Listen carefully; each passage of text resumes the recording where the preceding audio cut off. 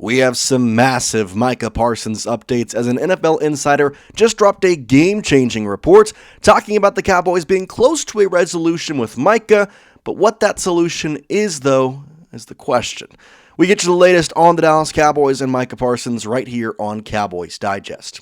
Welcome in, everybody. I'm Jace Andrews. I appreciate you tuning into the show, and I appreciate all the support. We're closing in on 6,000 subscribers, and I cannot thank you enough. However, there are still over 85% of you who watch these videos and are not yet subscribed. What are you waiting for? We're giving you daily free Cowboys coverage here, so make sure you go down there, hit that subscribe button, and be in one of the faster growing Cowboys communities here on YouTube. Okay, let's talk about Micah Parsons because there is a lot that has come out over the past 24 hours. Obviously, it's been a little bit overshadowed by all the roster moves, the 53-man roster, the practice squad, everything that's going on around the NFL. However, we got a lot of different reports coming out, and the first one is kind of an interesting one. That being that Micah Parsons filed a grievance over his fifth-year option salary. Now, the basics are this. Micah Parsons, as we know, is a linebacker or a defensive edge. Technically, the Cowboys can use him in both lights. But the Cowboys, in terms of money, pay him differently for that fifth-year option. And that's where the dispute stems from. Tyler Dragon, by the way, awesome name there, dude, of USA Today saying, quote, "The dispute stems from the fact that Parsons believed his salary should be $24 million, the amount slotted for a linebacker," which we know the Cowboys technically classify him as a linebacker at times. But the Cowboys have Parsons listed as a defensive end, which pays him $21.324 million. So we're talking the difference of about $3 million. In that instance, it's a lot of money for Micah because it's $3 million when he is getting paid not that much over the previous first three seasons. I mean, if you go back and look at his contracts, it's been not even $1 million, 1.5, 2.2, and 2.9. So you're talking $3 million, which obviously we know Micah Parsons has tons of deals, all this stuff. I'm not saying he's a poor whatsoever. But you're talking the amount of money that he has not been paid for in his entire career that you are basically duping him out of. Now, I understand he is a defensive edge rusher in the NFL. However, he came in as a linebacker, and that dispute kind of caused some things. But either way, that was a big report that came out, and I wanted to kind of put that up there. Now, it's an interesting spot when you think about the Dallas Cowboys and Micah Parsons because, well, it's obvious that the defensive edge, defensive line, everything about this team, especially on the defense, kind of hinges on what Micah Parsons chooses to do this season. If you look at the Cowboys sack leader since 2021, Micah Parsons stands far above anybody else. I mean, some of these guys aren't even on the team anymore. I think Usa Adegizuwa is the only one that I really can see is on the team right now.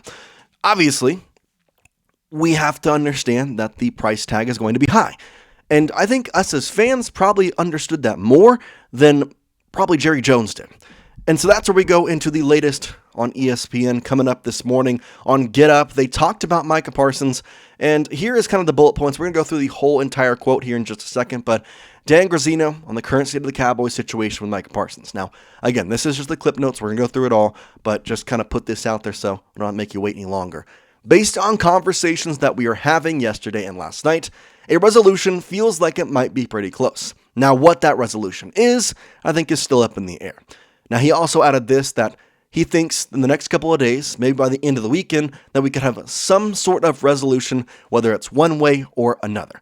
And so, as I mentioned in the intro of this video, what that resolution is obviously a big question. And so, that was, again, clip notes of what he said. I want to get you the full quote here on Cowboys Digest. We go straight into it here. ESPN insider Dan Grazzino saying this, I quote, "I feel like there has been a little bit of turn in the story, to the point where, based on conversations we were having yesterday and last night, a resolution feels like it might be pretty close. Now, what that resolution is still up in the air."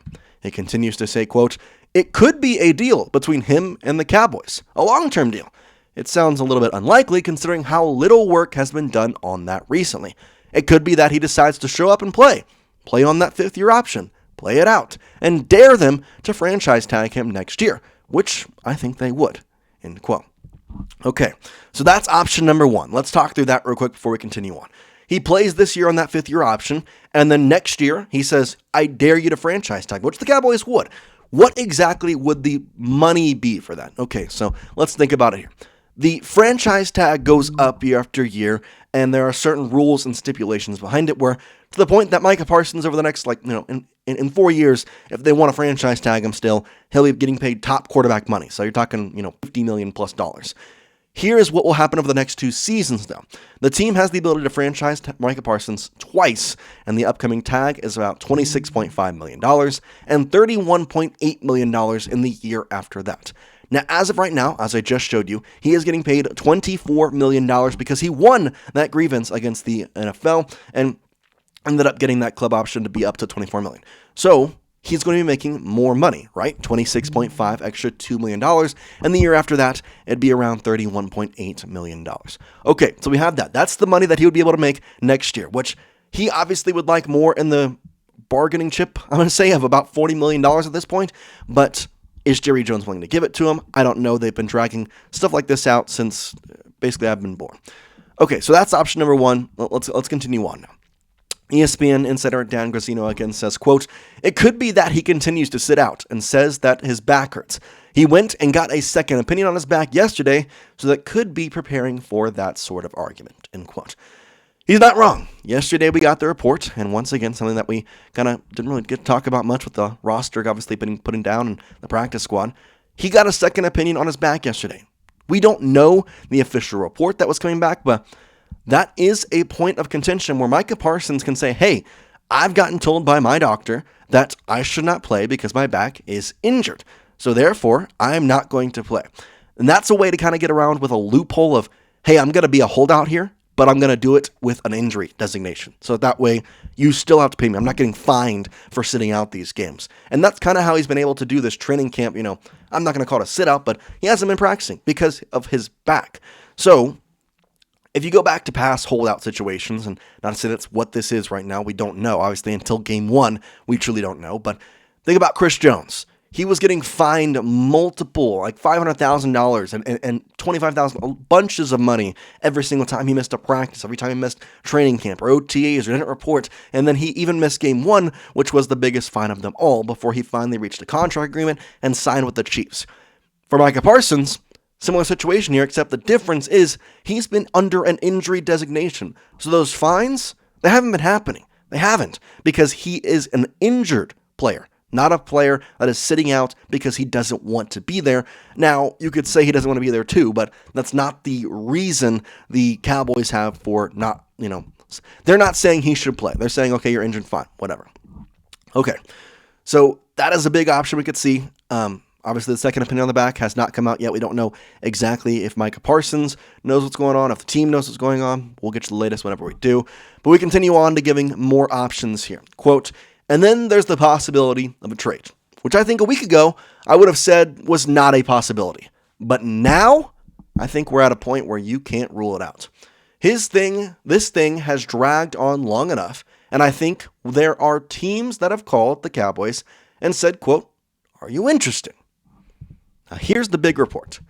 And I don't want you to miss this because this kind of is a little scary. Dan Grazzino, quote, "And I think where the answer used to be, no, we're not trading him, now it's like, well, what would that look like?" So, we'll see. But I think in the next couple of days, maybe by the end of the weekend, we could have some resolution on this one way or another. I just don't feel comfortable predicting which way, end quote. All right, so that one is not the greatest report because we've talked about trade reports. We've talked about how the Packers have been interested, and that report has been confirmed time and time over again. But by all accounts, the Cowboys were not interested in trading Micah Parsons. This is the first, I'm going to call him insider. He's from ESPN, people who are in the sports world that has come out and said, Cowboys maybe now are interested in trading him, or at least asking what that would look like. And I don't like that at all, because it just is a hard thing to think about with Micah Parsons not being in a Cowboys uniform. And I just continue to think about Jerry Jones and his comments that he made throughout this entire process, his history with guys that, drag out these contract situations. And I ask, where's the end? Micah Parsons played 13 games last year and had 12 sacks. The time he was on the field was a Pro Bowl level player. And yet Micah Parsons was talked about for his injury last year by Jerry Jones. Jerry Jones did not bring up how he fought through everything, how he played, sometimes even still being a little hurt. Now, NFL players, you always do that, but still, it wasn't about that. For Jerry Jones, it was about the injury. It was about, well, if we sign him, who's to say he won't play? Who's to say that he'll get injured? Is it really worth $40 million for an injured player? That's basically what Jerry Jones was saying. And I continue to ask the question, why was that needed? Why do we have to talk about injuries in a press conference? And I think part of this is maybe the media pressure coming on him, and whether or not that is getting to him or not is, one thing or another. But at this current time, it's a big reason why I think Micah Parsons has not signed. I mean, he even came and talked to the media one day, basically saying, they're going to talk to me about that, like that. I'm not going to talk to him.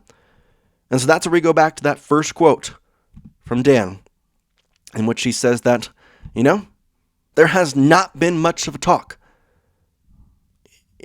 It's not. A little unlikely considering how little work has been done on that recently. Little work. Now, I'm not to say that Micah Parsons is 100% clear of all this. I think in some ways this could have been helped on both sides. But if I'm taking sides here, I'm taking Micah Parsons because he's trying to get a contract, at least under his terms. He has said that he's tried to get a contract. And Jerry Jones, whether it's negligence, not wanting to pay him the money, obviously we know with that fifth-year option and the grievance that was filed, they wanted to pay him less than what maybe Micah Parsons thought he was owed. It's tough.